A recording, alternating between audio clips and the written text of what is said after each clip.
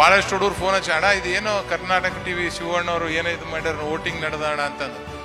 ನಮ್ಮ ಎಲೆಕ್ಷನ್ ಆದ್ರೆ ಯಾವಾಗಾರ ಒಂದ್ಸರಿ ರಿಸಲ್ಟ್ ಬರ್ತಾ ಅವಾಗ ಗೊತ್ತಾಗ್ತಿತ್ತು.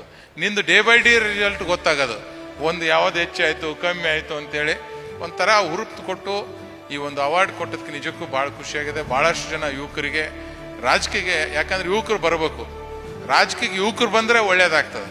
ಅದ್ರಾಗ ಗ್ರಾಮೀಣ ಪ್ರದೇಶದಿಂದ ಯುವಕರು ಬಂದ್ರೆ ಇನ್ನೂ ಒಳ್ಳೇದಾಗ್ತದೆ.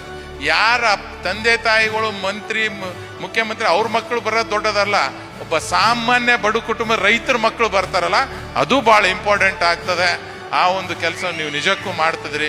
ದೊಡ್ಡವ್ರ ಮಕ್ಕಳು ಬಂದೇ ಬರ್ತಾರೆ, ಆದರೆ ರೈತರ ಮಕ್ಕಳು ಬಂದಾಗ ಜನರ ಕಷ್ಟ ಅವ್ರಿಗೆ ನಿಜಕ್ಕೂ ಗೊತ್ತಿರ್ತದೆ. ಅಂತ ಒಂದು ಕೆಲಸ ಬಹಳ ಅದ್ಭುತವಾಗಿ ತಾವು ಮಾಡಿದಿರಿ.